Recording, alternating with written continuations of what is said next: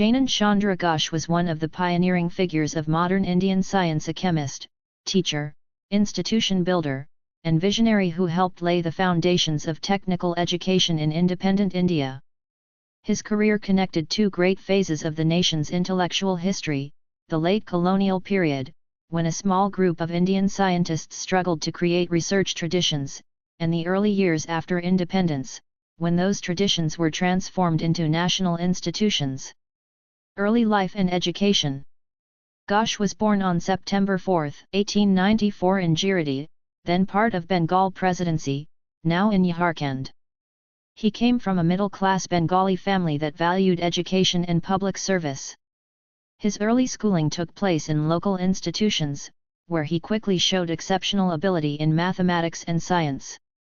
At a time when few Indians pursued higher studies in the sciences, the young Ghosh developed a strong fascination for chemistry, inspired by the emerging discoveries in physical chemistry and electrochemistry. He entered Presidency College, Calcutta, one of the most prestigious centres of learning in British India. There he came under the influence of legendary teachers such as Acharya Prafulla Chandra Ray, the father of Indian chemistry, and Sir Jagadish Chandra Bose, the celebrated physicist and biologist. This intellectual environment shaped his belief that scientific research must serve social progress. Ghosh graduated with brilliant results and soon joined the newly founded University College of Science, Calcutta, as a research student. Research career and the Ghosh theory. Under the guidance of eminent chemists, Ghosh began working in the field of electrolytic solutions and ionic dissociation, topics that were at the forefront of international chemistry. In 1918 he proposed what later became known as the Ghosh theory of strong electrolytes. At a time when the Arrhenius theory could not fully explain the behavior of strong electrolytes, Ghosh suggested that ions in such solutions are completely dissociated and that electrical conductivity depends on inter-ionic forces and hydration. Though later modified by Debye-Huckel theory, his work was an important step in understanding ionic interactions and earned him recognition in Europe and America. Ghosh received a Doctor of Science degree from the University of Calcutta and was awarded scholarships to pursue further research in England and Germany.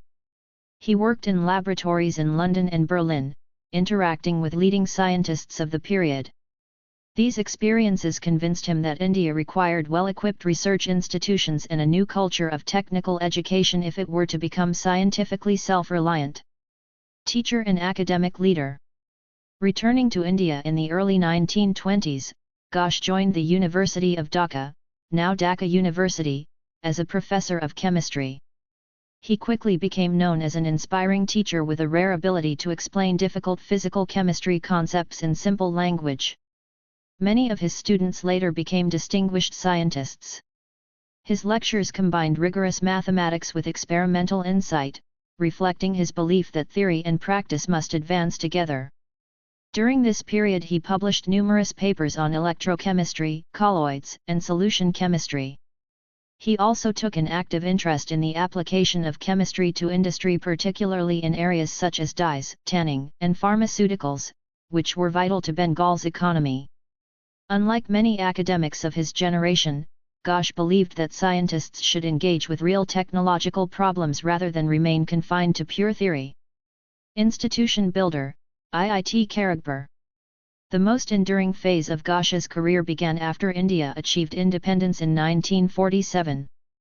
The new nation urgently needed engineers and technologists to build industries, dams, power plants, and communication networks. Prime Minister Jawaharlal Nehru and Education Minister Maulana Abul Kalam Azad envisioned institutes of technology modelled on the best in the world. Ghosh was invited to transform this vision into reality.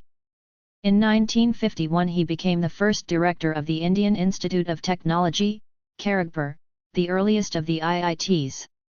The campus was created on the site of the former Hijli detention camp, a symbol of colonial repression.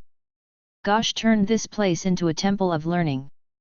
He recruited talented faculty from India and abroad, designed modern curricula, and emphasized laboratory training, workshops, and close links with industry.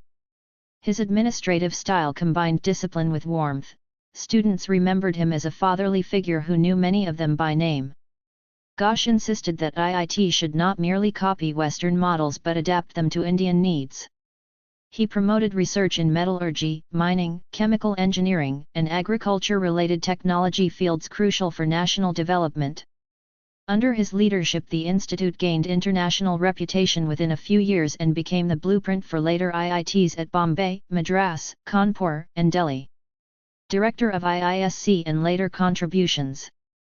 In 1954, Ghosh was appointed director of the Indian Institute of Science, IISc, Bangalore, succeeding the distinguished physicist Sir C. V. Raman.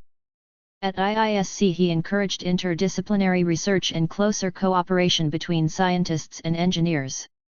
He expanded departments, modernized laboratories, and supported young researchers with fellowships. His dream was to create a chain of advanced institutions that would free India from dependence on foreign technology. Ghosh also served on numerous national committees related to planning, atomic energy, and industrial research. He was elected Fellow of the Indian National Science Academy and received several honours for his contributions to education.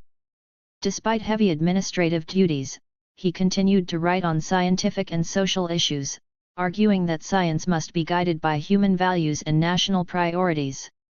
Personality and ideals. Contemporaries described Jnan Chandra Ghosh as modest, soft-spoken, and deeply patriotic. He avoided personal publicity and lived a simple life. His guiding belief was that knowledge carries moral responsibility. He often told students that a scientist's true success lies not in individual fame but in the institutions he builds and the young minds he shapes. Death and legacy. Ghosh passed away on January 21, 1959, while still actively engaged in planning new educational projects. His death was mourned across India as the loss of a nation builder. Today his legacy survives most visibly in IIT Kharagpur, whose main academic building is named J. C. Ghosh Memorial Complex.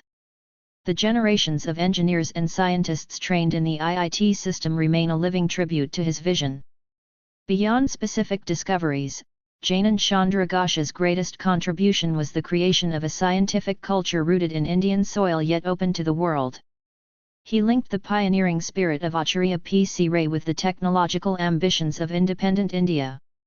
Through research, teaching, and institution building, he helped transform chemistry from a colonial classroom subject into a dynamic force for national development. His life demonstrates how one dedicated scholar can influence the destiny of a country by nurturing knowledge, character, and confidence in its youth.